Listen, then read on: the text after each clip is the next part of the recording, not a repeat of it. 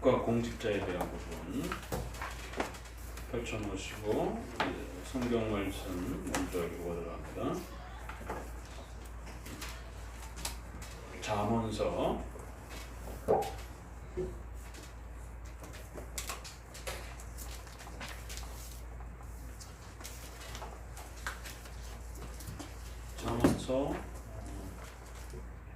31장입니다.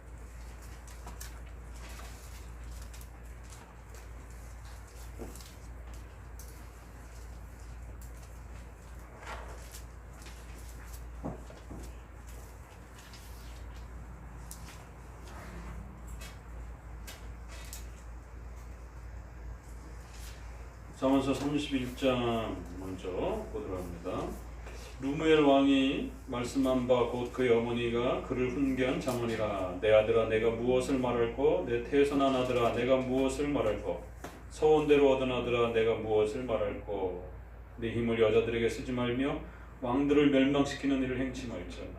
루무엘아 포도주를 마시는 것이 왕에게 마땅치 아니하고 왕에게 마땅치 아니하며 독주를 찾는 것이 주권자에게 마땅치 않도다. 술을 마시다가 법을 잊어버리고 모든 강권한 백성에게 공의를 굽게 할까 두려우니라. 독주는 죽게 된 자에게, 포도주는 마음이 근심한 자에게 줄지어다. 우리가 이제 국가관에 대한 부분들을 함께 배워가는데, 이제 구약에서 말하는 국가, 왕에 대한 그런 많은 권면들이 소개가 되고 있고, 대표적으로 다윗 왕처럼 왕이면서 또 다윗 왕은 시편에 많은 성경을 기록한 선지자이기도 합니다. 그러니까 구약의 왕은 단순한 국가 통치자가 아니라 왕이면서 동시에 또 선지자 역할을 하기도 하고 또 종교적인 또 지도자로서의 또 많은 역할을 감당을 합니다. 이걸 이제 교회와 국가가 일치된 사회다. 그래서 우리가 재정일치 사회다 이렇게 표현을 합니다. 그러니까 구약은 오늘날 관점에서 국가와 교회가 분리되어서 많은 이러한 다종교 또 다민족이 살아가는 이렇게 특별히 기독교 국가로서 형성되지 않은 대부분의 국가들은 미국조차도 청교도들에 의해서 세워졌지만 미국이 영국으로 독립할 때에 13개 주가 처음에 시작하면서 독립을 시작했습니다. 그렇지만 각각의 주가 이민 온 목적이 다 달랐기 때문에 주로 동부 쪽은 신앙의 목적 때문에 이민을 왔고 서부 쪽은 주로 이렇게 금이라든가 여러 가지 경제적인 목적을 가지고 유럽에서 이민을 왔기 때문에 13개 주가 각각의 그러한 그 주지사와 법들이 다르고 그 각각의 고유한 종교적 색깔이 다 달라서 실제로 연합하는 데 있어서는 상당히 어려움이 있었습니다. 지금 별이 51개인가요? 이렇게 돼 있고 그 옆에 빨갛고 파랗고의 그 줄이 13개입니다. 그래서 그 13개가 처음에 그 13개 줄을 뜻하고 이제 별은 지금의 줄을 미국 국기가 뜻하는 걸로 알고 있는데요. 그러니까 그만큼 미국은 여러 그 주들이 존재했고 각각의 주들은 각각의 고유한 특성들을 가지고 있었고 이제 그러다 보니까 영국을 대항해서 싸우는 과정에서 처음에는 영국 편에 서 있던 주들도 있었고 그래도 영국이라고 하는 나라의 식민지로 있어야 되지 않느냐. 또 다른 나라들은 영국이 너무 성공회로 가고 있기 때문에 영국으로부터 독립돼야 된다. 이제 이러한 모습. 그래서 영국을 협력하는 그 주들을 중심으로 해가지고 이제 미국의 그 이렇게 독립 전쟁사를 보게 되면 반대하는 파와 영국을 수용하는 파들이 이렇게 싸우다가 결국 나중에는 나머지 주들도 합쳐서 힘을 합쳐가지고 결국 영국을 물리치는 것을 보게 됩니다. 그러다 보니까 미국의 1달러에 보면 이렇게 세모로 되어 있고 그 무슨 눈이라래? 만물을 보는 눈이 전시안이라 해서 눈 하나 이렇게 그려져 있고 피라미드가 이렇게 그려져 있고 그 다음에 이제 그 워싱턴이라든가 이런 사람들이 유명한 이제 저기가 되고 독립선언문의 그 내용들 그 다음에 초기에 참여했던 이제 그러한 선언문 작성에 참여했던 이런 사람들.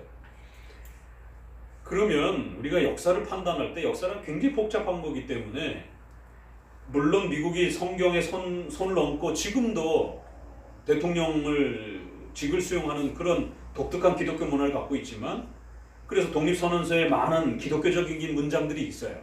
그러나 온전히 기독교적 문장은 아니에요.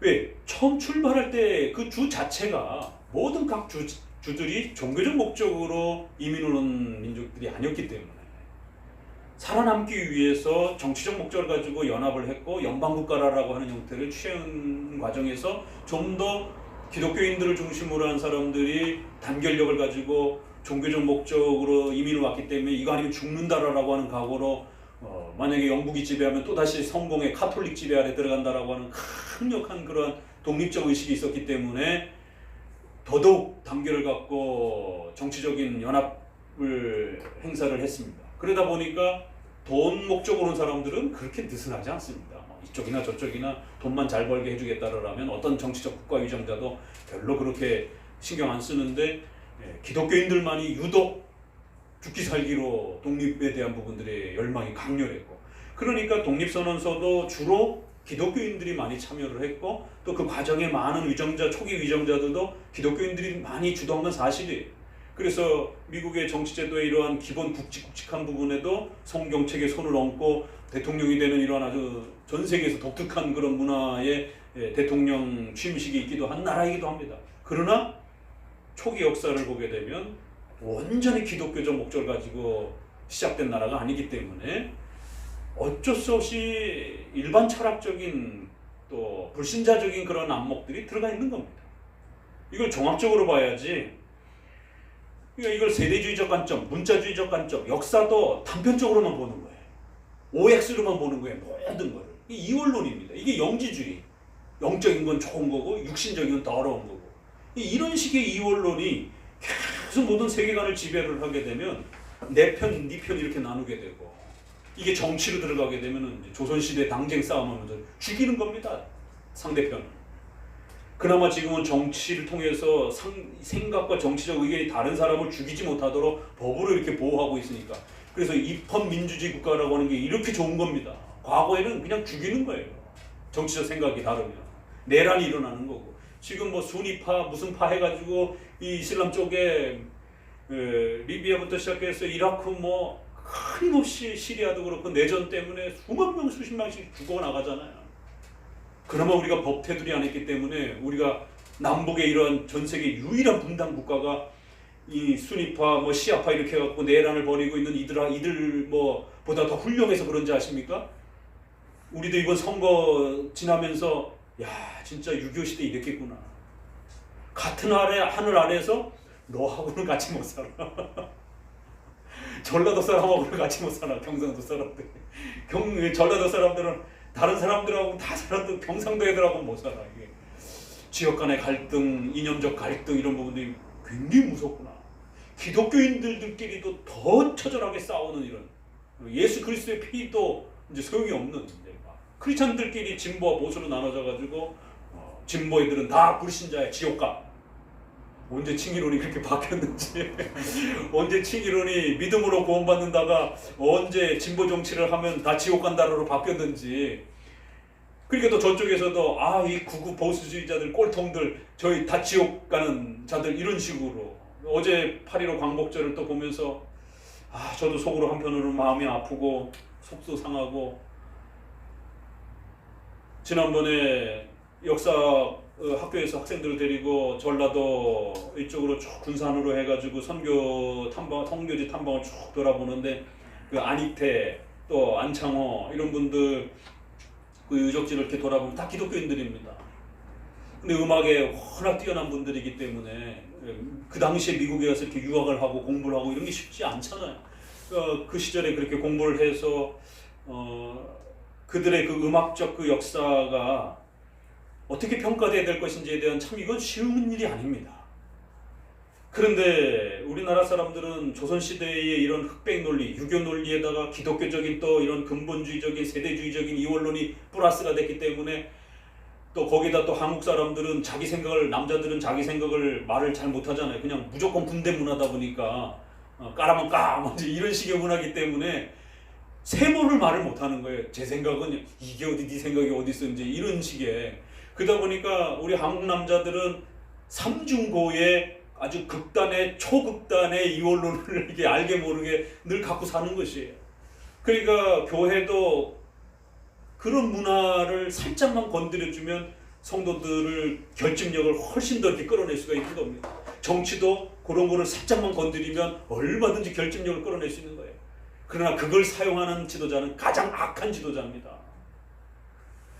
성도들을 건강하게, 시민들을, 국민들을 건강하게 근대 입헌민주주의 국가 아래에서 자신의 생각을, 자신의 이성적 도덕적 판단을 잘 생각해보고 어떤 것이 좋은지를 고민해보고 이성적으로 판단하고 또 다른 사람의 생각은 어떤지 들어보고 그렇게 해서 협의와 협상을 통해서 서로가 함께할 수 있는 그런 어떤 정치적 협의점을 찾아내고 이렇게 좀 더 늦더라도 좀 더 천천히 가더라도 그렇게 지도해주고 이끌어가는 정치 지도자가 훌륭한 지도자지 사이다 발언 같은 식으로 가려운 데만 막 긁어주고 결국엔 남몰라라 하고 쌍만 붙이고 뒤로 쌍물러나는 이런 식의 정치 지도자는 가장 나쁜 지도자입니다. 그래서 우리가 시민으로서도 국회의원이나 정치 지도자를 뽑을 때 포퓰리즘이라는 걸 바로 그런 걸 포퓰리즘이라고 그러는 거예요. 자극만 하는 겁니다. 대책은 마련 안 해놓고 흑백 논리를 사용하면 결집력이 굉장히 강하기 때문에 선거나 정치에 있어서 굉장히 이렇게 수단과 도구로 삼기가 아주 좋거든요. 그러나 시민과 성도를 건강하게 키우려면 인스턴트로 먹이면 안 되는 겁니다. 집에 밥처럼 맛은 이렇게 자극적이지 않아도 늘상 이렇게 먹는 밥이 영양가가 있는 것이죠. 그렇게 해서 성도들 스스로 잘 판단하고 옳고 그름을 이성적으로 또 그리고 협상하고 협의해서 토론해서 결정할 수 있도록 그게 근대 민주주의고 그게 법으로 해결이 안 되면 결국 폭력이 일어나고 결국 내전이 일어나는 겁니다. 그런데 오늘날은 이런 이원론의 극단의 현상 때문에 우리가 종말론에서도 보았지만 이렇게 알게 모르게 세대주의적인 이런 이원론적 영향이 얼마나 컸는지. 그러니까 그게 왜 잘 먹혔느냐면 한국은 원래부터 유교문화 때문에 세대주의적 이원론이 강한 수밖에 없는 터전을 갖고 있었던 거예요. 거기다가 씨만 딱 뿌려놓으니까 확 커버린 것이죠.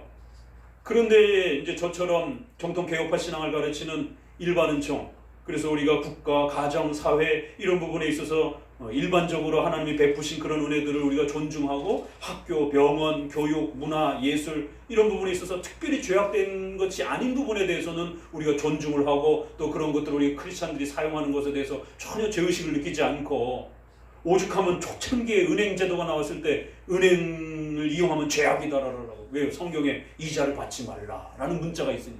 근데 성경 다른 구절에는 또 이자 받을 수 있다라고 이방인들한테는 또 그렇게 허용이 되어 있습니다. 그러니까 둘 다를 종합해보면서 왜 어떤 경우에는 이스라엘 백성들에게는 이자를 받지 말라고 그러고 이방인에게는 이자를 받으라고 그러고 그럼 이걸 종합적으로 읽어내야지 한쪽만 자기 입맛에 맞는 것만 딱 골라와갖고는 성도들이 이자를 받는 건 죄다. 아니 예수님이 달란트 비유에서도 보게 되면은 그걸 왜 그냥 가만히 뒀느냐 그거를 갖다가 맡겨뒀으면은 이자까지 합쳐서 그렇게 돌려받았을 텐데 하면서 오히려 책망하잖아요. 신약에서도 그런 예수님조차도 벌써 그런 변리 개념과 이자 개념에 대한 부분들이 어떻게 쓰여질 수 있는지에 대해서 오히려 그걸 사용하지 않은 것에 대해서 책망하면서 그 이자금에 대한 부분을 가지고 은사론으로 이렇게 끌어낸단 말이에요. 그러니까 이러한 단편적인 이러한 인식들이 성도들의 경제 개념을 다 망쳐버리고 또 법원을 고린도서의 말씀에 이런 부분들을 잘못 이용해서 송사를 왜 하느냐 이러면서 차라리 참는 것이 남지 않느냐 이런 부분들을 또 극단적으로 사용해가지고는 국가의 법원에다가 크리스찬들이 송사하는 건 무조건 다 죄악인 것처럼. 그런데 또 바울은 고린도뿐만 아니라 로마서 다른 사도행전에 보게 되면 잡히려고 위험에 처했을 때마다 죽은 사람을 살릴 수도 있는 이런 엄청난 사도적 능력을 갖고 있는 사람인데 폭력배들에 의해서 잡히는 과정에서 오히려 로마 군인들의 로마 시민권을 사용해가면서 계속해서 보호를 받는단 말이에요. 로마의 법률을 사용한단 말이에요. 로마의 국가 위정자의 보호책을 사용한단 말이에요. 그것도 불신자의 또 자기 이스라엘을 식민지로 삼은 나라인데 그럼 바울은 도대체 어떻게 국가관을 이해를 했길래 불신자의 나라를 사용하고 불신자 국가의 왕의 도움을 사용할 수 있는가? 그건 죄악된 거 아닌가? 이런 식의 극단적인 국가관과 국가 법률에 대한 이해가 결국엔 성도들의 법률적 또 이런 모든 혜택들을 다 차단시켜버리는, 그래서 성도들이 조그마한 소송도 못하게 만드는, 세상 살다 보면 소송 안 하고 살면 괜찮지만 소송을 할 수밖에 없는 여러 가지 경우들이 있는데, 법률적인 어떤 소송에 접근만 하면 무조건 그냥 크리스찬의 사랑이 없는 것처럼, 죄악인 것처럼.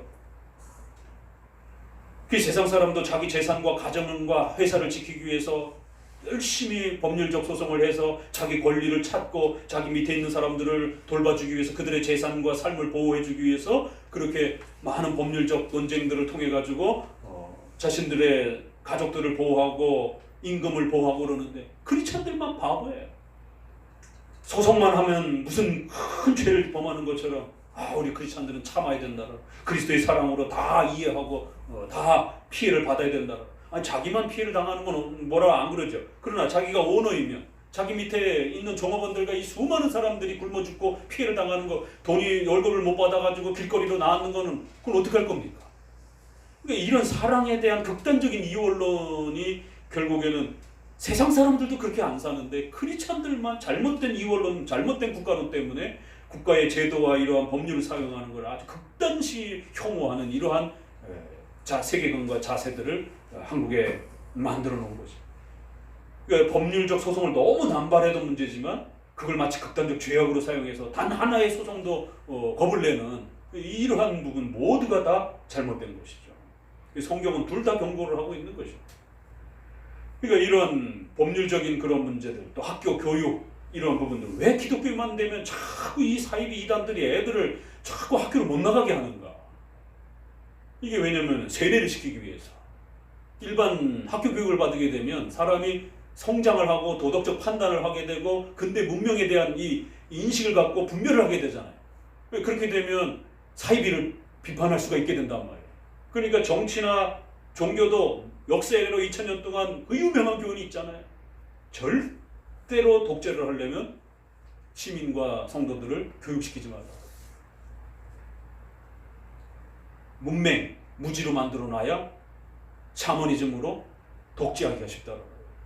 정치에 있어서도 백성들은 절대로 정치에 관여하지 못하게 그저 스포츠나 즐기고 놀고 이러면서, 사실은 80년대에 프로야구가 생기게 된 배경이 정치에 관심하지 말고 이런 스포츠에나 문화 이런 부분에나 관심을 쏟을 수 있도록 이런 군사정부가 들어서면서의 어떤 그런 하나의 정치적인 또 이런 그 분위기 속에서 형성이 됩니다. 건강한 방식에서 이렇게 형성된 게 아니에요. 사실 우리의 문화의 이런 놀이 문화들은. 그러니까 역사 이래로 독재를 하고 싶은 정치자들은 이런 욕망과 욕구를 늘 느끼면서 그런 걸 이용합니다. 근데 교회도 마찬가지. 그래서 종교개혁에 루터가 유명하다면 인문학 계열에서는 에라스무스가 우신예찬이라고 하는 이 바보들에 대한 칭송이라고 하는 참 제목도 얼마나 기가 막힌, 크리스찬들은 다 바보다라라고 그러면서 어떻게 로마 교황을 신처럼 대하고 그렇게 성수를 사용을 하고 미친 것 아니냐, 어떻게 그 물이 그게 성수냐 그게, 그 다음에 어떻게 이게 떡이 이게 예수님의 살이냐 그러면서 이 바보들이 아닌 이상에 그건 초등학교만 나와도 이건 떡이고 이건 물이지, 세상에 이게 어떻게 거룩한 신의 속성이 담긴 물이고 이게 예수님의 살이고 교황을 신처럼 떠받들고 전 재산을 쏟아 넣어서 성전을 짓고 그리고 거기에 하나님이 임재하신다라고, 이 바보들 아니야? 어떻게 신이 이 건물 안에 갇혀 있어? 그러면서 가난한 자는 돌보지도 않고 온갖 돈으로 신부들 사제들은 떵떵거리고 살고,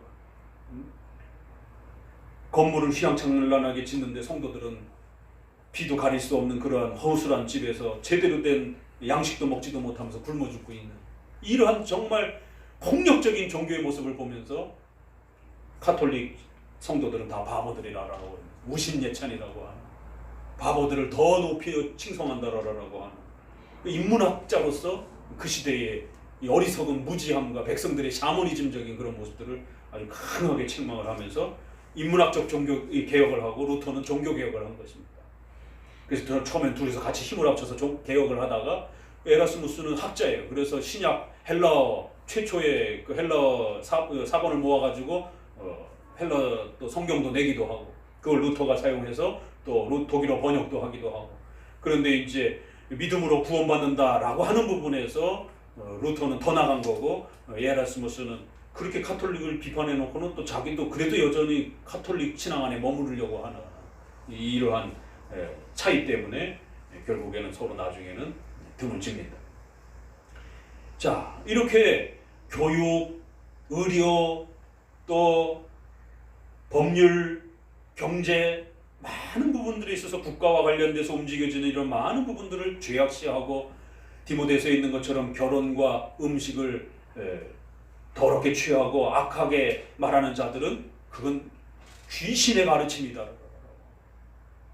금욕주의를 극단적으로 가르치는 이러한 교리들은 전부 다 귀신의 가르침이에요. 디모데서의 관점에서 보게 돼요.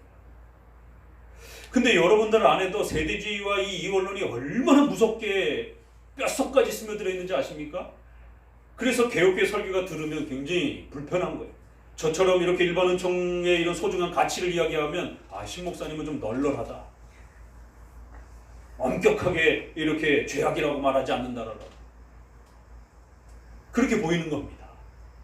왜? 우리 개혁신앙에 있어서는 그걸 은총이라고 얘기를 하기 때문에 특별 은총이 있고 일반 은총이 있고 예수님을 믿고 의지하는 건 특별 은총에 해당이 되는 거고 가정, 국가, 사회의 이러한 일반적 혜택들을 우리가 누리고 그걸 죄악이라 하지 아니하고 은행을 사용하고 학교를 사용하고 이렇게 병원을 사용하는 이러한 수단과 활동들을 우리는 은혜로 사용하는 것이지 그걸 죄악인 것처럼 그러면 절대 병원도 가지 말고 절대 법원, 교육 뭐 이런 모든 문화를 끊고 살아야 돼. 반문화주의자들.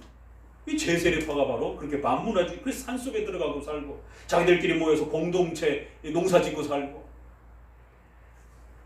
기독교가 수많은 이단들이 존재하기 때문에 까딱 성경 해석 잘못하게 되면 인생 망칩니다. 진짜 완전히 젊은이들 다 삶이 망가지고 또 아이들 삶 다 파괴되고 결혼한 사람들 가정이 파괴가 되고 직장을 운영하는 이런 사회적인 이런 경제활동하는 사람들은 경제적인 이런 모든 부분들이 망가지고 정말 조심하고 또 조심해야 되는 것이에요.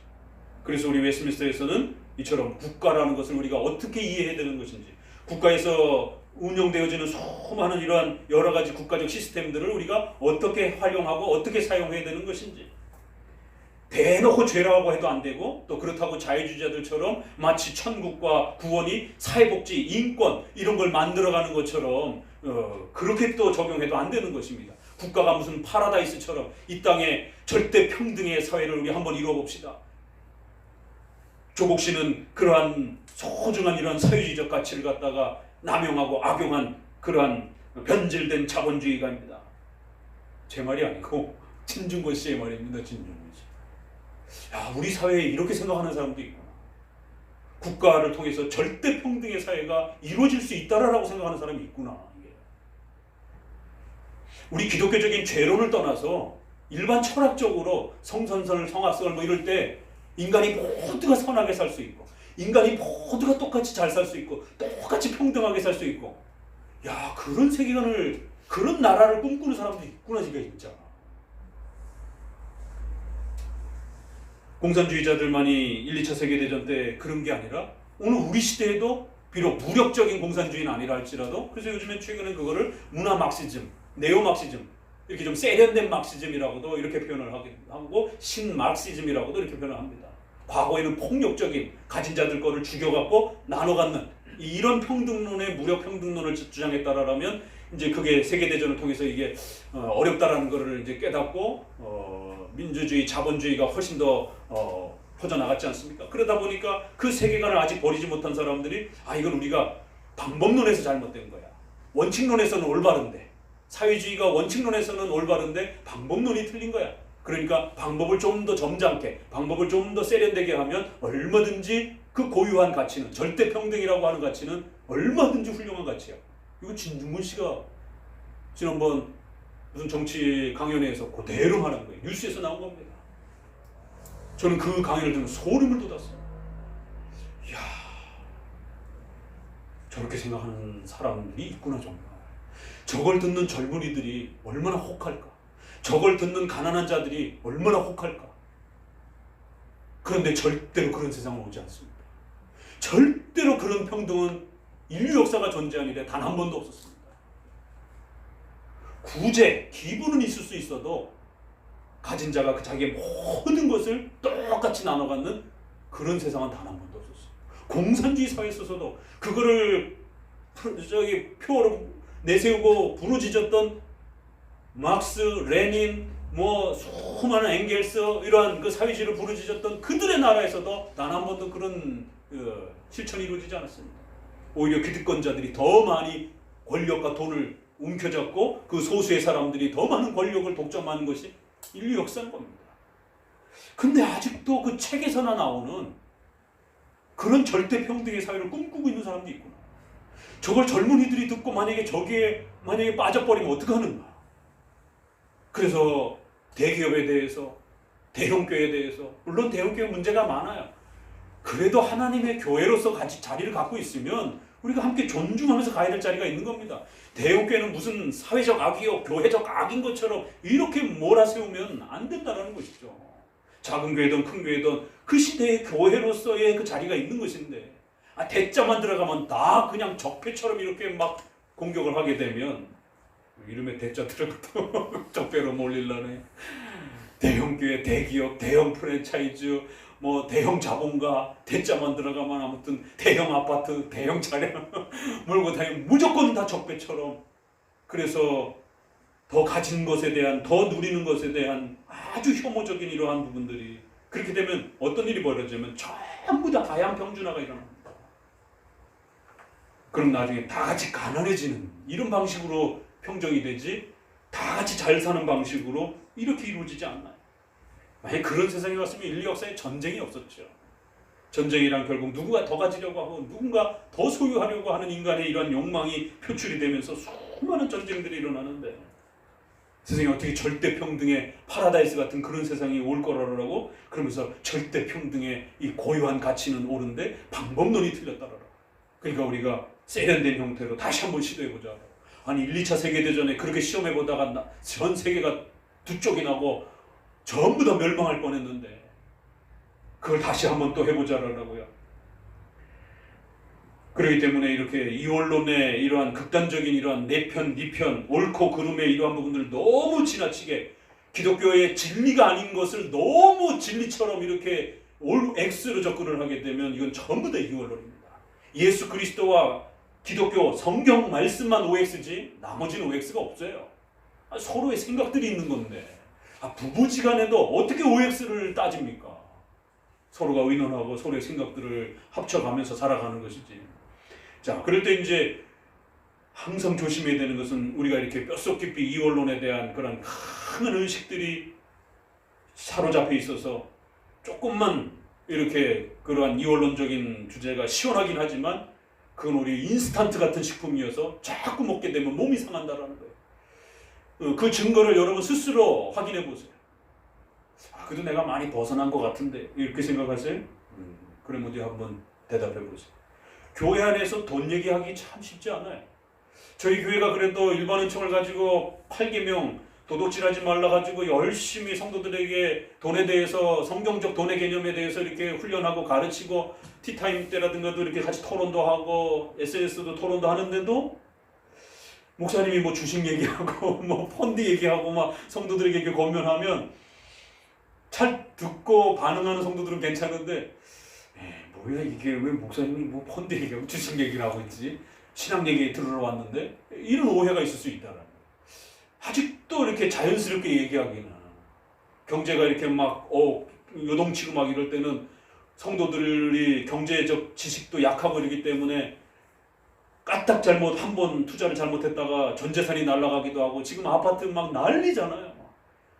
이런 자본주의 사회 속에서 성도들이 집 마련을 어떻게 할 건지, 그럼 내 집 없이 그러면은 그냥 평생 전세로 월세로 살 건지. 근데 지금 전세도 없어지는 지금 상황이어서 성도들은 지금 직접적인 생활 문제잖아요. 그럼 아파트에 대한 문제, 주거 문제에 대한 부분들, 또 그걸 마련하기 위해서는 또 한두 푼도 아니고 수천만 원, 수억씩 들어가기 때문에 그런 목돈을 어떻게 마련해야 될 것인지, 은행에 지금 이자가 전혀 안 되고, 은행 사용이요? 과거에는 은행 사용하는 것도 죄라고 그랬다니까요. 지나고 나니까 이제는 다들 은행 사용하고 있는 거예요. 그런 것처럼 교회 안에서 돈 얘기를 해줘야 됩니다. 그래서 어떤 게 건강한 투자인지, 첫 번째는 어떤 게 성경적 투자고 어떤 게 악한 도적질인지, 이걸 구별해야 됩니다. 국가법으로 합법적인 것들이 있습니다. 경마, 로또, 도박, 다단계 중에서도 요즘에 방문 판매업에서 뭐 저기 코로나 걸리고 그 방문 판매업이 다단계입니다. 다단계 중에서도 합법으로 국가가 이렇게 열어놓은 게 있어요. 아메이라든가 이런 부분들은.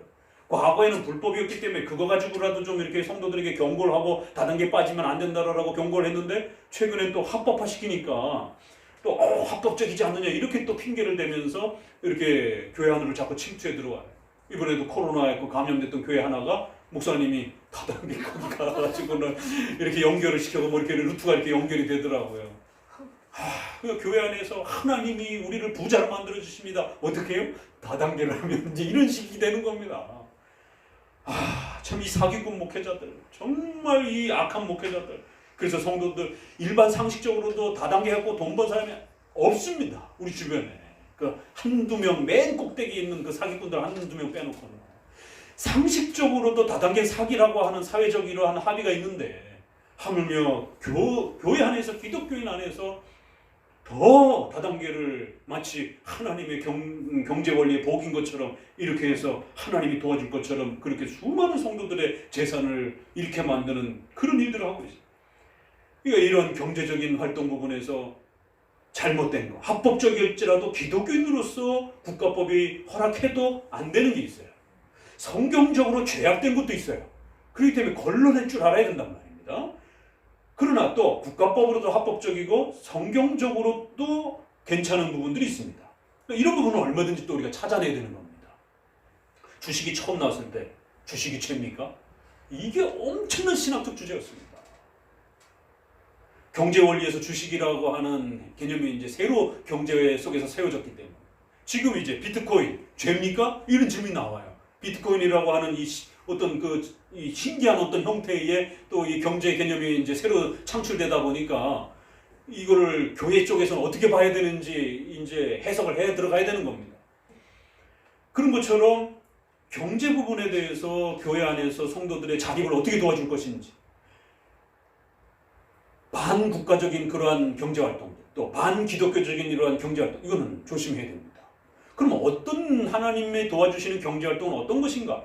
이런 것들을 성도들하고 부지런히 얘기를 해야 되는데 성도들하고 앉아가지고 티타임 때 주식 얘기하고 막 이러면은 우리가 단순한 주식 얘기를 하는 게 아니잖아요. 그 주식을 성경과 연결해서 어떤 게 경제활동인 것인지 지금 이 수많은 형태들 중에서 우리 성도들 형편에 또 중서민들이 대부분인 그러한 그 성도들 층에서는 강남의 뭐 알짜 부자들 빼놓고 대부분이 중서민 성도들에게 우리나라의 경제활동 중에 건강하게 기독교적 관점에서도 사용할 수 있는 그런 경제활동들은 어떤 것인지를 잘 분별해주고 도와주고 정보들을 같이 나눠주고 이렇게 해서 자립할 수 있도록 도와줘야 되는데 이게 교회 안에서 돈 얘기하기가 쉽지 않습니다. 헌금 얘기하는 것도 쉽지 않지만 일반 경제 얘기하는 것도 쉽지 않아요.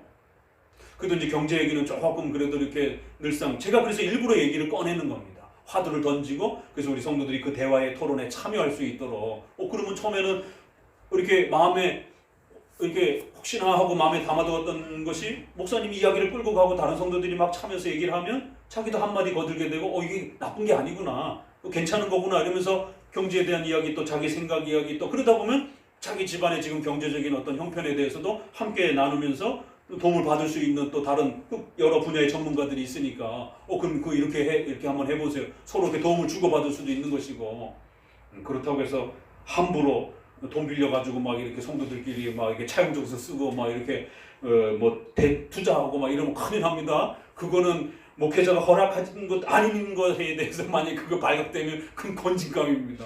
그거 잘못하게 되면 서로 사기라든가 이런 게 또 건강하지 않게 또 이렇게 막 그런 부분들이 교회 안에서 벌어지게 되면 상처를 또 받게 되고 또 알게 모르게 잘못 또 위험에 처할 수 있습니다. 굉장히 조심해야 돼요. 그러니까 이런 부분들 괜찮은 거고 괜찮지 않은 부분들을 늘 이렇게 대화를 해야 됩니다. 이제 경제 부분은 조금 나아졌어요. 근데 아직도 조금 다루기 불편한 거는 성 얘기는 아직도 좀 다루기 불편해요. 가뜩이나 한국 사회 지금 성의 이러한 부분들이 워낙 예민하기 때문에 교회 안에서 더더욱 이 주제를 다루기 쉽지 않습니다. 어디까지가 성추행이고 어디까지가 성폭행이고 그러니까 성폭행은 성관계를 이야기하는 법률적 용어이기 때문에 조금 구별이 쉬워요. 그러나 성추행과 성희롱은 다릅니다. 그럼 성희롱과 성추행은 어디까지인가? 또 그럼 교회 안에서는 어디까지인가? 이제 이런 부분들을 성경적으로도 정리를 해야 되고, 또 국가적인, 오늘 우리 시대는 지금 미투 운동 때문에 그 기준이 옛날보다 법의 고소 조건도 그렇고 판결 조건도 그렇고 굉장히 높아졌습니다. 옛날에는 그냥 다 기각 처리하고 또 정식 재판으로 가도 다 이렇게 그냥 집행유예로 풀렸던 게, 지금은 웬만해선 다 고소고 웬만해선 다 실형 나옵니다. 1심에서 실형 바로 나옵니다. 그냥 2심 가면 더 죄가 형량 더 늘어나요. 최근에 나온 지난주에 나온 것도 보니까 1심에서 8년 나왔는데 2심에서 10몇 년 더 나왔더라고요. 그러니까 이런 부분에서 교회 안에서 설교를 여성들을 앉혀놓고 성희롱과 성추행적 그런 발언을 하면 안 되죠. 세상에서도 큰일 나는데 교회 안에서 더더구나 그렇게 하면, 성경 공부와 설교를 빙자해서 그렇게 하면 큰일 나죠. 그러나 건강하게 7계명에 대해서 어떻게 가르칠 건가? 그럼 간음하지 말라. 성경의 성과 관련돼서 성경적인 성에 대한 사용에 대한, 합법적인 결혼에 대한 이런 부분들이 소개가 된단 말이에요. 그럼 이걸 성추행과 성희롱에 해당되지 않고 어떻게 가르칠 것인가? 이런 많은 또 노력과 훈련들이 필요합니다. 특별히 오늘날 부교육자들은 양쪽 다 배워야 됩니다. 사회적 관점에서의, 국가 간에 있어서의 형벌 아래에서 옛날 생각하면 안 됩니다. 옛날 생각해갖고 주일학교 애들 옛날에야 뭐 등도 쓰다듬어 주고 막 오면 안아도 주고 막 뭐 이렇게, 적어도 1, 20년 전에는 그런 것이 사랑의 표현처럼 자연스럽게 펼쳐졌지만, 지금은 이렇게 초등학교 아이들 함부로 이렇게 막 안아주고 막 이렇게 쓰다듬어 주고 막 이랬다가는 바로 그냥 성희롱, 성추행죄로 전도사들 다 고발됩니다. 조심해야 돼. 옛날 게 아니란 말이에요. 그러니까 사회적 법률 기준은 그 시대마다 달라지기 때문에, 도덕적 합의가 달라지기 때문에 사회적 법률적 국가적 기준도 배우셔야 되고, 또 영원히 변치 않는 또 성경적 7계명의 원리는 그럼 어디까지인 것인가? 왜요? 반드시 교회 안에서 성에 대해서 가르쳐줘야 됩니다. 합법적인 결혼을 어떻게 이루어가야 되는지 교육시켜야 됩니다. 그러면 성에 대한 이야기를 할 수밖에 없는 것이죠. 그러면 어디까지 할 수 있는 것인가? 근데 티타임 때라든가 이렇게 얘기하려면 목사님도 아직도 좀 불편하고 듣는 사람도 아직도 불편하고, 그래서 이제 결혼을 대상으로 하고 있는 이제 예비 부부들은 이제 결혼 학교를 통해서 좀 디테일하고 아주 상세한 것까지 좀 이렇게 가르치기도 하는데, 전체가 있는 부분에서는 이제 조금 어려움이 있어요. 그래서 지난번에는 아가서 할 때 정말 목사님이 작심하고 더 깊은 단계까지 교육을 해본 겁니다. 만약에 그 정도로 다루면 일반 세대주의나 이원론에서는 신 목사님이 성희롱자라라고, 성추행자라라고 이렇게, 또 이상원 박사님이 총신대 학생들을 앉혀놓고 동성애를 교육하고 문제에 대해서 지적하다가 결국 성추행과 성희롱죄로 결국 고발이 돼가지고 지금 교수직을 잃을 위험까지 처했잖아요. 그럼 과연 그게 교육적 차원에서 성에 대한 문제, 잘못된 성을 사용하는 것에 대해서 교육시키고 가르쳤는데 그게 오히려 고소를 당한 거예요. 그러니까 이게 참 지금 쉽지 않습니다. 어떻게 이쪽에서는 옳게 가르쳤는데 고발을 당하고, 또 이쪽에서는 잘못된 형태로 하는데도 무마가 될 수도 있는 이런 일이 벌어지고, 그래서 사회적인 이러한 수준도 고려해야 되고, 교회 안에서 7계명과 관련해서 성에 대한 올바른 인식은 무엇이고 또 어떻게 해야 되는 것인지에 대한 방향성들을 잘 또 다루고 이야기해야 됩니다. 그래서 우리 부부들을 위해서, 또 예비 청년들을 위해서, 청년들은 실제적인 문제이기 때문에 청년들이 가장 모르는 게 돈이에요. 그래서 IMF가 한쪽에서 청년들, 대학생들 카드 발급하다가 남용하다가 IMF가 개인 신용불량들이 참고를 하면서 IMF가 오는 데 일조했습니다. 우리 청년들이, 그러니까 일반 청년들도 경제 개념 몰라요. 어떻게 저축하는지 몰라요. 크리스찬들은 더 몰라요. 왜? 하나님 앞에 열심히 기도하면 부자 된다고 생각만 하고 저축을 안 하는 거예요. 이런 이원론적 신앙행위들. 크리스찬 청년들은 더 몰라요. 성에 대해서, 결혼에 대해서 일반인들도 몰라요. 그저 SNS 상에서 요즘엔 그래도 자료라도 좀 있죠. 옛날에는 그저 음란한 그런 잡지들이라든가 이런 걸 통해서 들었지 전혀 건강한 성교육을 받아본 적이 없기 때문에 사회에서도 그렇고 교회에서 더더욱 청년들은 성에 대한 부분은 아주 부끄러운 것처럼 창피한 것처럼 부끄러운 것처럼 대화하고 이렇게 토론하려고 하면 벌써 창피하고 부끄러운 생각이 들죠? 그럼 여전히 아직도 이원론에 계신 겁니다. 아니 들어보지도 않고 무조건 성 얘기만 나오면 이래버린 벌써 마음이 불편하고 듣는 부분에 있어서 뭔가 문제가 있으면 그건 여전히 여러분이 이원론에 있는 겁니다. 성희롱적이고 성추행적인 그런 어떤 성농담과 이런 부분들은 우리가 금지해야 되지만 7계명과 관련된 건강한 성경적 성에 대한 부분들은 일반 은총에 있어서 그럼 어떻게 예비 부부들이 결혼을 앞두고 어떻게 이러한 신혼 첫날을 준비하고 또 아이 출산과 임신과 이런 부분들을 준비해야 될 것인가? 이런 건강한 이야기들을 청년들이 나눠야 되는데 책들을 읽고 토론하고 또 선배 또 이런 부부들을 통해서 경험담도 좀 듣고 이래야 되는데 아예 교회 안에서 성 얘기를 못하게 벌써 토론에 참여하면 창피하고 부담스러운 여전히 이원론에 갇혀있는 겁니다. 자기 안에 인식세계가 여전히 있는 것이에요. 건강한 성과 잘못된 성 자체가 아직 구별이 되고 있지 않는 겁니다.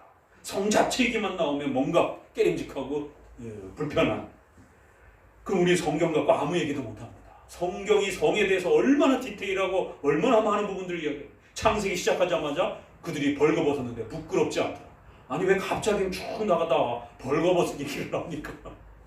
근데 부끄러움을 느끼지 않았다라고 하면서 성에 대한 아주 독특한 표현을 그렇게 하나님이 창조해 주신 그 성이 얼마나 아름다웠는지 서로 벌거벗었음에도 불구하고 전혀 수치와 부끄러움을 느끼지 않는 완벽한 아름다운 그 성의 창조의 상태를 또 그렇게 얘기를 하면서 구약의 수많은 이야기들이 가정사 안에서 벌어지는 그 성과 관련돼서 벌어지는 그 문제점들 또 좋은 결혼이 이루어졌을 때 그 행복함들 이런 것들이 어우러져서 나오는 거예요.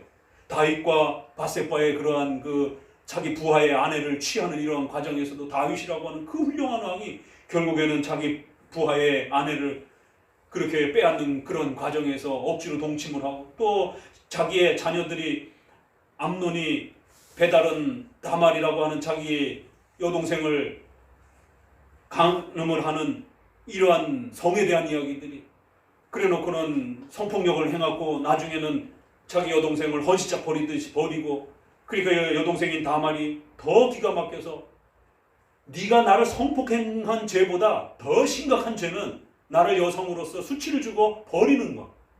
네 부인으로 만들지 했든가 해야지. 그럼 나는 어떻게 살라고. 이스라엘 속에서 그렇게 성폭행을 당한 여자는 합법적으로 결혼할 수 없는 생계의 위협을 받는 이런 심각한 상태에 벌어집니다. 근데 자기 성적 욕구만 채우고 버려버리는 거예요. 암논이. 그래서 친오빠인 압살롬이 아버지가 징계를 안 하니까 거기에 대해서 복수심을 갈고서 그래서 결국에 나중에 암논을 죽이고 나중에는 아버지까지 반란을 시켜서 아버지까지 왕권을 다 쫓아버리는 그리고는 그 아버지의 첩들을 대낮에 사람들 보는 앞에서 성 위에서 강간을 하고 이 성 얘기들입니다. 이게 다 성 때문에 그 가정이 풍비박산이 나는 이런 이야기들 어떻게 설교할 거예요? 이런 거 창세기 38장에 시아버지와 며느리 다말이 동침하는 이러한 성에 대한 이야기들 룻기서는 할아버지인 보아스와 젊은 과부인 룻이 그렇게 동침하는 그런 이야기들이 룻기서입니다. 어떻게 이야기할 거예요? 그럼 이거 부분들을. 그래서 성에 대한 부분에 대해서 우리가 좀 더 건강한 성경적 성은 또 성경에서 성을 가지고 이야기하는 이런 많은 부분들은 반드시 얘기해야 되고 반드시 가르쳐줘서 또 교리적으로 가르치는 것과 또 결혼과 관련된 성에 대한 부분으로서 가르치는 것 모두를 다 가르쳐줘야 되는 것입니다. 자, 이렇게 국가관이라고 하는 것은 우리 삶의 전체를 아우르고 있는 훌륭한 울타리이기 때문에 결코 개혁주의에 있어서는 이원론처럼 국가를 악이라거나 또 국가를 죄악되다고 취급하지 않고 또 거꾸로 국가를 갖다가 무슨 마치 천국처럼 인권과 사회복지와 경제적인 그러한 절대평등을 통해 가지고 마치 모두가 다 같이 잘 사는 이러한 파라다이스 같은 그런 국가를 만드는 것을 마치 천국처럼 이러한 구원론을 망가뜨리는 이신칭의를 망가뜨리는 이러한 자유주의적인 국가관도 또 문제가 되는 겁니다. 성경적인 건강한 국가관은 무엇인가? 잘 정립을 해두셔야 돼요. 얼마 전에 우리가 국가관을 아주 오랜 시간을 거쳐서 했기 때문에 이번 웨스트민스터는 좀 더 간단하게만 넘어가도록 하겠습니다. 자, 그럴 때 이제 우리가 제일 어려운 거는 구약은 교회와 국가가 일치된 그런 사회이기 때문에 왕에게 종교적인 명령을 합니다. 왕에게 선지자적인 그런 의무가 있습니다. 그러다 보니까 마치 오늘날 불신자 왕, 불신 국가의 이러한 위정자가 국가 위정자가 통치하는 시대에도 마치 구약적 왕의 의무가 주어지는 것처럼 문자적으로 그대로 끌어다 적용하면 큰일 나죠. 그건 구약이었기 때문에 임시적으로 예수님이 오시기 전까지 교회와 국가가 일치된 그런 사회 속에서 간음을 하다가 발각이 되면 돌로 때려 죽이는 것이, 국가의 법이 돌로 때려 죽이는 것이, 종교적인 7계명의 위배가 국가의 무서운 이런 형별로 바로 집행이 되는 거예요. 거기에 제사장이 감독관으로 등장을 하고 조사관으로 등장을 하게 됩니다. 판사와 법원의 역할을 제사장이 감당을 합니다. 그러니까 제사장과 왕의 역할이 이게 혼합되어 있어요. 그렇기 때문에 구약은 예수님이 오시기 전까지 독특한 교회와 국가의 일치된 종교명령과 국가명령이 종교적 교육으로 나오는 거고, 종교적 교육이 국가적인 그런 형벌을 통해서 엄격하게 죄를 막는 이런 기능으로서 서로 상호작용하면서 일치 형태를 가지고 있었던 독특한 국가요, 독특한 그런 교회 모습이었기 때문에 문자 그대로 함부로 다이렉트로 적용하게 되면 큰일 납니다. 그래서 잠언서 같이 이렇게 이 솔로몬과 관련돼서 이렇게 많이 소개되어지는, 솔로몬이 많이 작성을 했기도 했고, 또 이 마지막 장에서도 이렇게 왕에게 어머니가 당부하는 형태로 소개하면서 왕의 의무와 책임이 무엇인가 라고 했을 때 왕에게 도덕적인 이러한 부탁도 하고, 또 하나님이 주신 법대로 통치하라고 그러고, 또 자기의 왕 보좌 옆에 율법서를 항상 적어서 써놓고 율법서를 항상 즐겨 묵상하면서 나라를 통치해라, 이런 종교적인 그러한 명령의 많은 부분들이 또 주어지는 것을 보게 됩니다. 이걸 그대로 적용하면 안 됩니다. 그래서 국가의 위정자가 신자이냐 아니냐, 이건 오늘날 기독교 강요에서 우리가 해석에서 본 것처럼 전혀 문제되지 않습니다. 또 국가의 법이 십계명에 직접적으로 연결되어야 되느냐 안 되느냐 상관없습니다. 국가는 그 시대에 합의된 도덕적인 그런 양심에 입각해서 그 시대의 문화 속에서 시민들이 합의해서 법을 만들면 되는 거지. 그러면 반기독교적인 성향을 보이지만 않는다라면 얼마든지 직접적으로 십계명에 연결되지 않아도 충분히 각각의 국가법으로서 존경받을 수 있는 것이. 그러나 구약은 국가법이 십계명이에요. 이런 게 차이가 난다는 것이죠.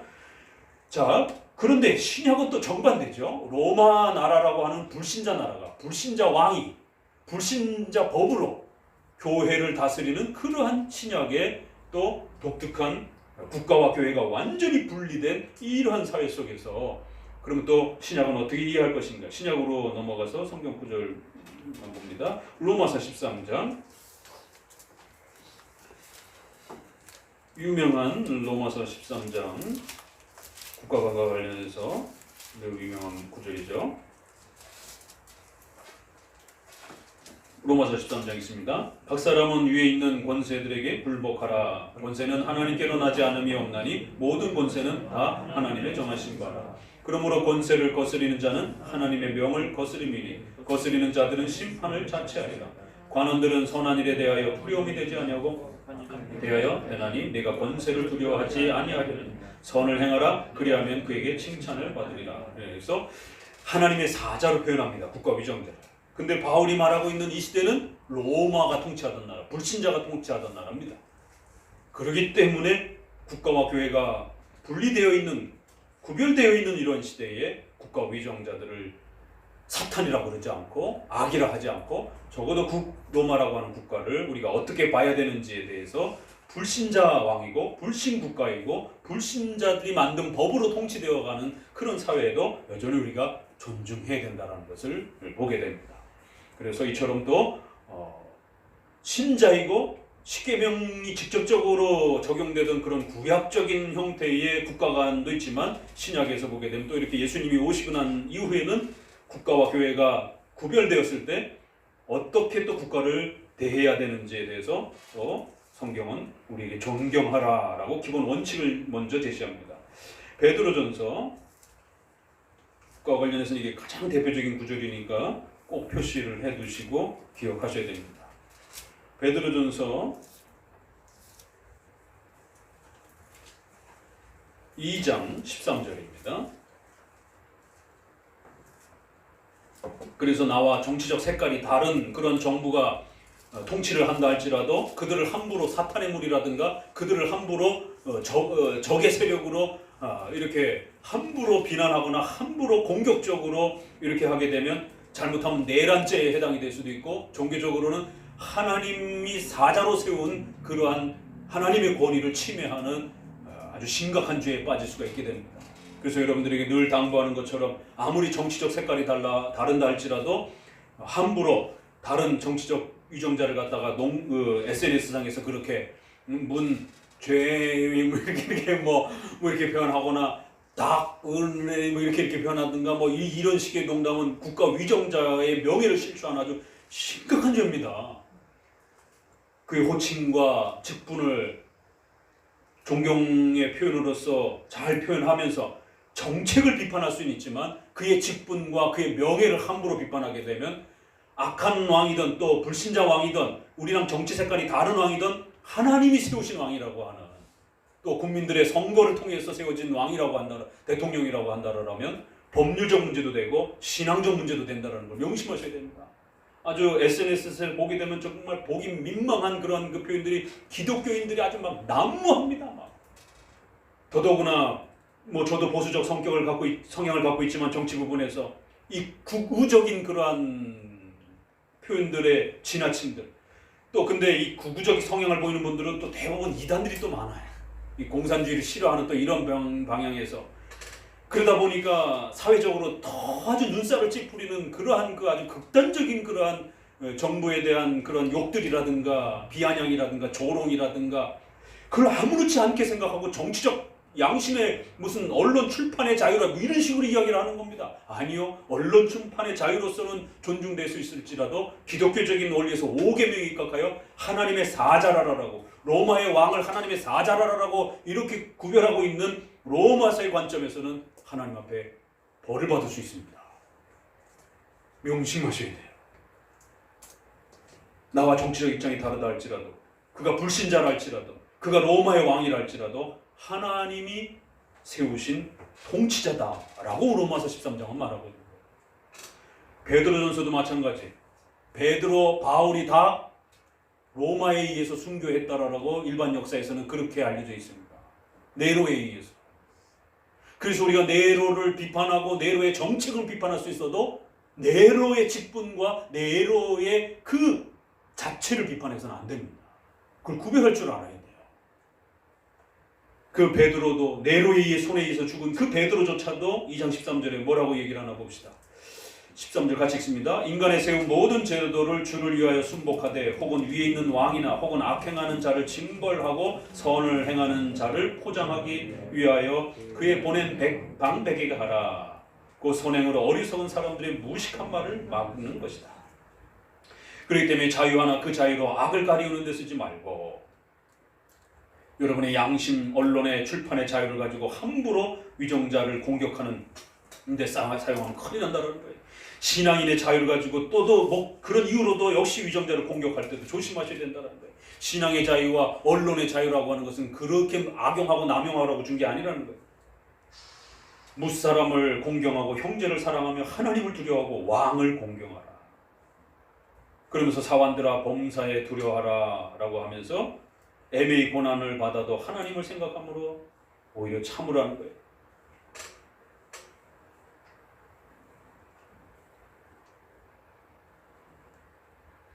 그리고 까다로운 자들조차도 상사와 위정자가 까탈스럽고 까다로운 사람이 있을 수 있잖아요.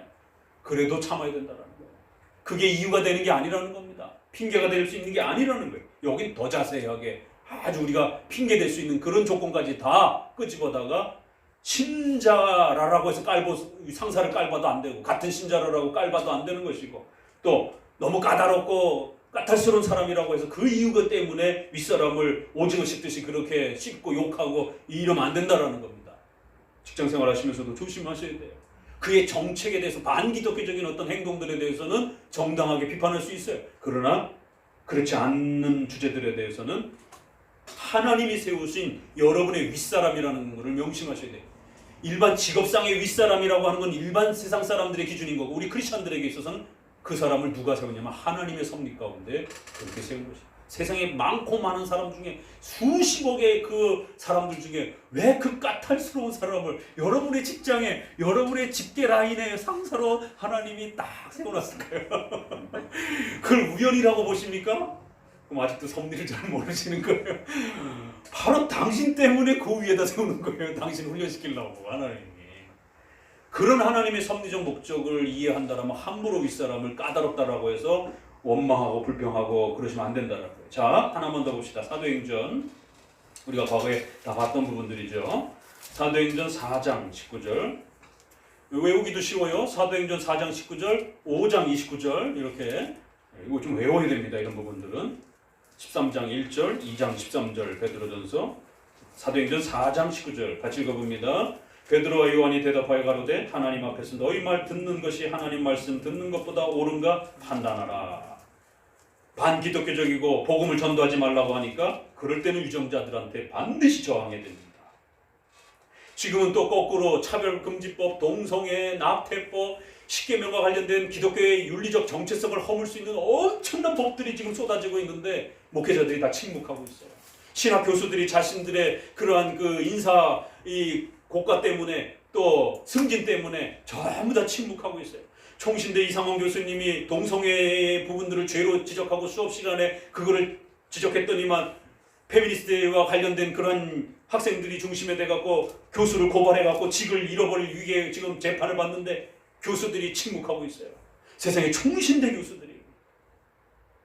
하나님이 무서운 거예요? 도대체 이사들이 무서운 거예요? 이사들의 인사 고가가 두려워서 승진 때문에 한마디도 못하는 것이에요. 학교 쫓겨날 각오를 하고 하나님 편에 서야죠. 이상원 교수 해임하면 안 된다. 이상원 교수 해임하면 총신대 죽는다.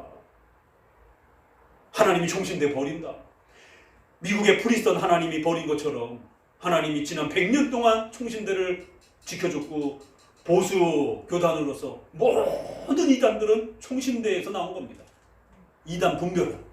한국에 수많은 이단들이 얼마나 많습니까? 근데 그 이단 조사를 하고 연구를 하고 그 엄청난 연구비 또 엄청난 인력 이걸 일반 중소형 교단 할 수가 없습니다.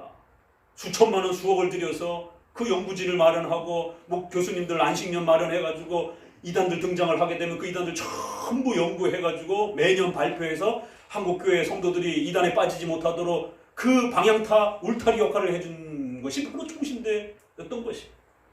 그래서 한국교회가 이단에 빠지지 못하도록 또 중소형 교단들은 그거 그대로 받아가지고 교단에다가 소개하고 할 뿐이지 중소형 교단에서는 그걸 출판도 못하고 돈이 없어가지고 그 연구진들을 모으지도 못합니다.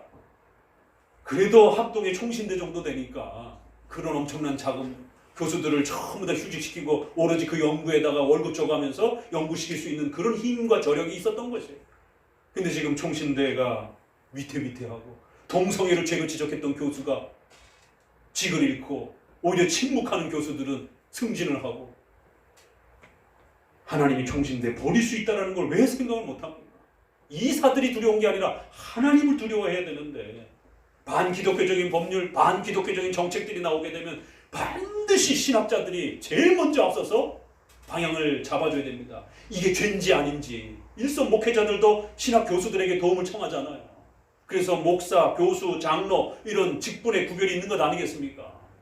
근데 신학 교수들이 직분 때문에 승진 때문에 다 침묵하고 있고 이상원 교수 혼자 싸우는 참 이런 일이 벌어지고 있고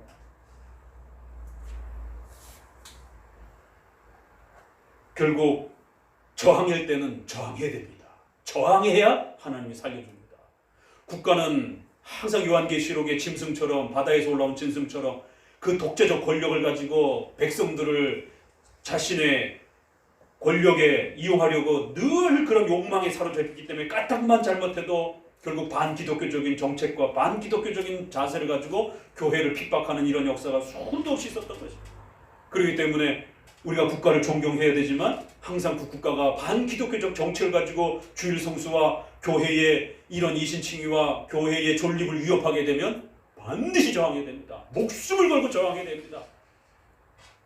그런데 지금 교회의 정체성을 뿌리채 흔들 수 있는 그런 반기독교적 법률들이 연일 쏟아지고 있는데 거기에 대해서 교회가 침묵하고 있고 무슨 S교회라고 해갖고 SNS에 올라왔는데 세상에 그 반기독적 법률을 지금 발의하고 그걸 주도하고 있는 그런 위정자가 예배에 참석했다고 박수 쳐주고 자기 기도를 통해 가지고 하나님 앞에서 위정자가 됐다라고 그렇게 칭송을 하지를 않나. 하나님이 무서운 과연 그럴 수 있는가? 지금 누가 그 차별금지법하고 지금 동성애 문제부터서 지금 서울에서 지금 9월달에 동성애 축제 다시 또 시작한다라고 이 코로나 사태의 세상에 교회는 집합금지 명령까지 그렇게 철두철미하게 내리면서 동성애 축제 지금 그것도 2주인가 3주인가를 더 많은 기간 동안에 지금 열어준다라고 봄에 반대해갖고 겨우 막았는데 가을에 다시 지금 허용 지금 나와 있어요. 그러니까 지금 SNS 또 지금 계속 청원 그거 막자라라고 지금 올리고 있는데 그걸 지금 누가 주도하고 있습니까? 그걸 주도하는 위정자가 앉아 있는데 하나님이 축복해 내가 기도해가지고 이 사람이 위정자가 됐다고.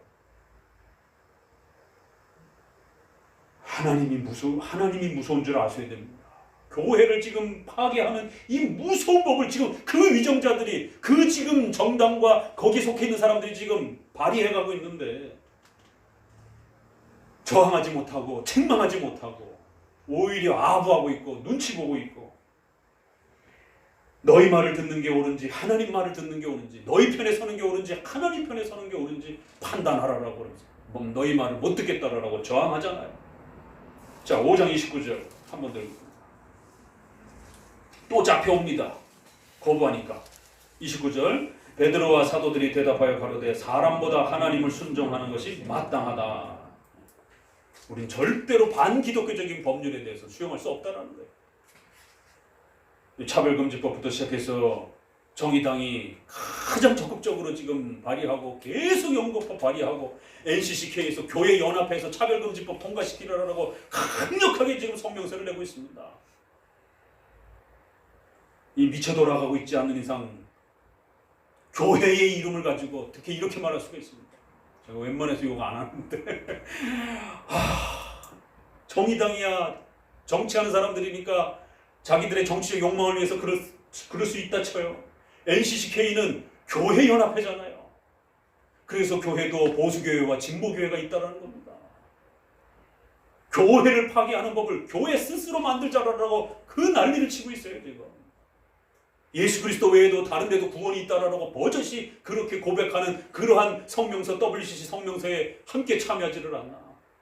로마 교황은 저 그리스도라고 우리 신조에 버젓이 아직도 남아있는데 그 교황과 로마 카톨릭하고 연대해서 이신칭의 성명서를 내고 로마 교황 들어왔을 때 환영단을 조직해가지고 환영 만찬회를 열고 루터와 칼빈이 관뚜껑에 억울해가지고 일어나겠어요. 정말 도대체 정신 바짝 차리셔야 됩니다.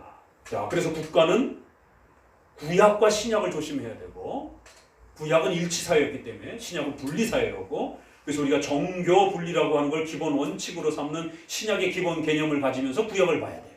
구약은 일치 개념이기 때문에 그래서 우리가 국가와 교회를 함부로 국가를 버리거나 그렇다고 또 국가를 교회처럼 여기는 이런 두 가지 자세 모두 조심해야 되고 국가와 교회는 각각의 역할을 가지고 하나님 앞에 쓰임받는 각각의 도구라는 것. 그래서 국가와 교회는 구별된 그런 사역과 목적을 가지고 하나님 앞에 쓰인다라고 하는 정교 분리의 원칙, 정교 구별의 원칙, 정교 상호 협조적 원칙 이렇게 표현합니다. 정교 분리의 원칙, 정교 구별의 원칙, 정교 상호 협력적 원칙. 그래서 분리의 원칙이라는 게 서로 관심 없이 그렇게 등을 짓는다는 뜻이 아니라 각각의 역할을 감당하면서 또 서로가 서로를 침해하게 되면 서로가 서로를 저항할 줄 아는 잘못된 것에 대해서는 분명히 거부하는 저항적 행동을 할 수 있는 그러한 상호 협조적 태도이지 크리스천들은 절대로 국가의 일들에 관여하지 아니하고 또 국가는 절대로 교회에 대해서 간섭하지 않는 이러한 어떤 완전 분리 형태가 아니라는 것을 먼저 우리가 기본 개념으로 이렇게 성경을 통해서 정립을 해 두셔야 됩니다. 서론적인 부분들을 좀 말씀을 드렸습니다. 226페이지 서론 부분만 먼저 한번 읽어봅니다. 226페이지 교회론 속에 국가관이 위치하는 것은 장로교회의 독특한 교회관이다. 2000년 기독교 역사 속에서 국가는 교회를 돕기도 하고 반대로 교회를 억압하는 세력으로 등장할 정도로 막대한 영향을 끼쳤다. 이 때문에 교회와 국가의 권위와 역할과 의무를 어떻게 이해하는가에 따라서 교회의 존폐 여부가 결정되기도 한다. 특히 국가의 간섭을 받지 않으며 교회의 사명을 감당하는 교회의 독립성 문제는 예전이나 지금이나 성경적 교회관의 핵심이다. 기독교 역사에서 잘못된 국가관은 대략 세 가지로 나타납니다. 지금도 마찬가지. 그래서 우리가 과거의 교리가 단순히 과거의 것이 아니라 성경 해석이기 때문에 지금도 여전히 우리가 과거의 이러한 선조들의 훌륭한 성경 해석들을 읽어야 된다는 겁니다. 첫째는 로마 카톨릭처럼 교회가 국가를 지배하는 형태. 둘째는 영국 성공회처럼 국가가 교회를 지배하는 형태. 셋째는 제세례파나 영지주의처럼 국가의 모든 일을 세속적으로 취급하여 회피하는 이원론주의. 장로교회는 전통적으로 이 관계를 두 항국론, 정교 분리의 원칙이라는 개념으로 영역주권이라는 개념으로 확립했습니다. 이미 대신교단 선언문에 여기 같이 한번 읽어봅니다. 우리는 교회의 자율적 원칙에 의하여 교회 정치를 행하며 국가에 대하여는 영역주권적 정교 분리의 원칙에 입각한 도덕적 관계를 주장합니다. 잘 드러난다. 교회와 국가는 계속 하나님 나라를 세워가기 위한 하나님의 통치기관이기 때문에 각각의 원칙적 책임이 서로 방해받지 않도록 서로 협조 및 견제하는 관계를 갖는다. 즉 장로교회는 신앙적 자유나 국가적 자유가 서로 침해하거나 배척하지 않는 상호 구별된 협력적 의무를 강조하여 각각의 독립성을 존중하면서도 서로 돕는 국가관을 지켜왔다. 그래서 항상 국가관은 국가와 교회가 직분과 사역에 있어서 각각 구별되어 있는 거예요. 이거를 서로 침해하게 되면 안 됩니다. 그래서 반드시 이것이 침해가 되면 저항할 수 있어야 된다는 거예요. 그래서 평상시는 존중하되 이것이 침해가 되면 반드시 저항할 줄 알아야 된다는 거예요. 그래서 순종과 존중의 원리가 있고 한편에는 저항의 원리가 함께 있는 겁니다. 이걸 우리가 정교분리의 원칙 이렇게 표현하는 겁니다. 그렇기 때문에 국가의 잘못된 반기독교적 정책에 대해서도 조차도 기독교는 아무런 할 말 못하고 교회는 아무런 저항도 하면 안 된다. 이건 잘못된 겁니다. 그 교회가 국가에 대해서 정치적 발언이라든가 이런 집단적 행동이라든가 이런 거는 절대로 하면 안 된다.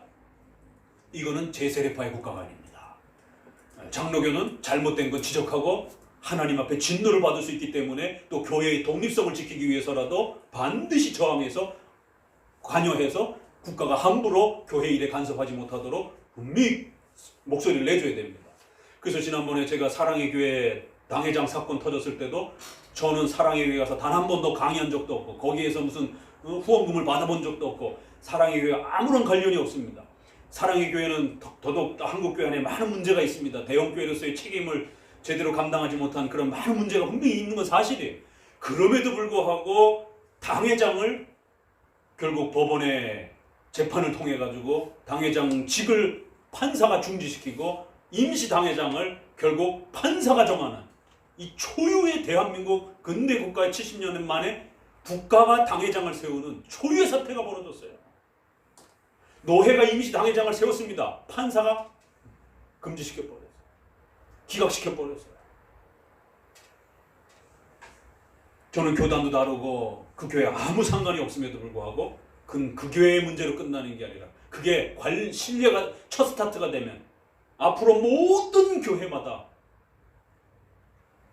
자신의 정치적 색깔과 맞지 않는 자신의 정치적 방향을 반대하는 목회자들은 법원의 이러한 판례를 이용을 해서 당회장직을 공격할 수 있는 판사가 당회장을 임명하는 국가가 목회자를 임명하는 인사권에 엄청난 침해가 일어났습니다. 지난번에 대한민국 초유의 사태의 법률적 판단이 났는데 신학자들이 아무 소리도 안 해.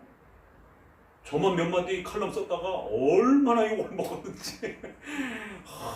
저 기득권만 옹호하는 사랑의 교회 무슨 끈앞을 별 욕을 다 해가면서 총신대 고신 이런 브랜드 있는 교수들이 어떻게 판사가 교회의 인사권의 문제를 관여할 수가 있느냐. 이게 무슨 세상 법률과 관련된 문제라면 목회자가 무슨 횡령이라든가 무슨 일반 범죄를 범죄했다라면 당연히 간섭을 해야 되지만 목회자의 당회 정권이라고 하는 목사의 직분권이라고 하는 것은 그건 교회가 가지고 있는 고유한 권한인데 법률의 그 휘말림 속에서 결국 판사가 임명을 하고 직분을 중지시켜버려요. 그래서 오정현 목사의 당회 정권이 판사에 의해서 금지가 돼요. 저는 개인적으로 오정현 목사 별로 좋아하지 않습니다. 그럼에도 불구하고 그가 가진 대한민국의 목회자라고 하는 위치를 판사가 중지시키는 것은 이건 절대로 있을 수 있는 일이 아닙니다. 이건. 과거의 에라스티안, 국가가 교회를 지배하는 성공회적인 영국과 같은 그런 일이 또 벌어집니다. 히틀러가 독일 국가 전체를 지배하는 국가가 교회의 인사권과 재정권과 교회의 설교권을 간섭하는 이런 일이 벌어지는 겁니다. 이건 한두 번 일어난 게 아니에요. 대한민국에서 그 첫 스타트가 일어났는데 신학 교수들이 짓지 못하는 벙어리 개처럼 아무도 정부에 대한 이러한 반기독교적인 법률적 판단에 대해서 아무런 목소리도 안 내요. 오히려 소장파 이름 없는 신학자가 칼럼 하나 썼더니만 여기저기 기자들이 연락해가지고 자기네 신문에 실어도 되느냐라고 합동측 목사님들이 전화와서 고맙다라고 어느 교단 신학자십니까? 저희 교단 신학자입니까? 해서 아니 저는 합동 사람 아닙니다 했더니 너무 고맙다라고 자기네 합동 측의 이런 입장을 대변해주고 신학적 그런 근거를 이렇게 대주어서 감사하다고 오히려 다른 데서 전화를 받았어요. 얼마나 속이 상하고 아픈지. 정작 메이저급 신학계요 교수들이 이름 있는 교수들이 나서서 국가에 강력하게 조찬 기도에 참석하는 이러한 목회자들과 신학자들이 조찬 기도에 가갖고 그런 거 한마디 해야 될 거 아니에요. 거기 산부요인들 앉아있는 자리에서 어떻게 국가가 교회의 인사권을 관여합니까? 있을 수가 없는 일입니다. 만약에 이런 일들이 반복되면 정부 투쟁하겠습니다라고 경고 선언을 해야죠. 그런데 나가서 밥이나 잘 얻어먹고 아무 소리 안 하시고 이러시면 안 된다라는 거죠. 자, 오늘 국가관에 대해서 서론적인 부분, 왜 국가에 대해서 우리가 존경하면서도 또 저항할 때는 저항할 줄 알아야 되는 이러한 양립적인 자세를 항상 갖춰야지 한쪽으로만 치우치면 안 되는 것입니다. 기도합니다.